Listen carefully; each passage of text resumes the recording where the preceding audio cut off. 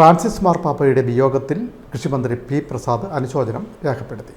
ലോക സമാധാനത്തിനും മാനവ മൈത്രിക്കും ഐക്യത്തിനും വേണ്ടി പരിശ്രമിച്ച മഹാനായ നേതാവായിരുന്നു ഫ്രാൻസിസ് മാർപ്പാപ്പയെന്നും കൃഷിമന്ത്രി അനുസ്മരിച്ചു. ഞാൻ ആദരണീയനായ ഫ്രാൻസിസ് മാർപ്പാപ്പയെ നേരിട്ട് കണ്ടിട്ടേ ഇല്ല. കാണണമെന്നുള്ള അതിയായ ആഗ്രഹം എൻ്റെയും മനസ്സിൽ ഉണ്ടായിരുന്നതാണ്.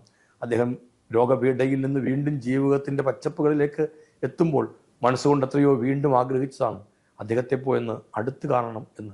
ഓരോ തവണയും അദ്ദേഹം ഇറക്കിയിട്ടുള്ള ചാക്രിക ലേഖനങ്ങളിലൂടെയെല്ലാം കൃത്യതയോടുകൂടി എന്നവണ്ണം കടന്നു പോകാൻ പരിശ്രമിക്കുന്ന ഒരാൾ എന്ന നിലയിൽ എന്നിൽ എല്ലാ കാലവും അത്ഭുതമാണ് ഈ മനുഷ്യൻ വിരിയിച്ചത്.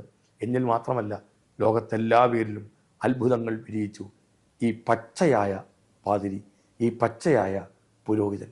അങ്ങനെ ഒരു മാർപ്പാപ്പ ലോകത്തുണ്ടായിരുന്നു എന്ന് ചരിത്രത്തോടിൻ്റെ മുമ്പിലേക്ക് ഏറ്റവും പ്രധാനപ്പെട്ട ഒന്നായി ചേർത്ത് വെക്കപ്പെടുന്നു.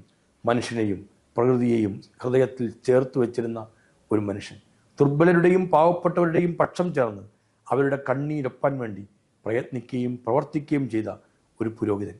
ആ പുരോഹിതനെയാണ് മരണം നമ്മിൽ നിന്ന് തട്ടിയെടുത്തിരിക്കുന്നത്. ഒരിക്കലും മരിക്കാത്ത ഒരുപാട് ഓർമ്മകൾ ലോകത്തിന് സമ്മാനിച്ച്, ഒരിക്കലും മരിക്കാത്ത ചിന്തകളെയും നിലപാടുകളെയും ലോകത്തിന് മുമ്പിൽ അവതരിപ്പിച്ച് കടന്നു പോകുന്ന മാർപ്പാപ്പയ്ക്ക് ഹൃദയം നിറഞ്ഞ് വണക്കം നേരുന്നു. അദ്ദേഹത്തിൻ്റെ ഓർമ്മകൾക്ക് മുമ്പിൽ ആദരപൂർവ്വം ഞാനും ശിരസ് നമിക്കുന്നു.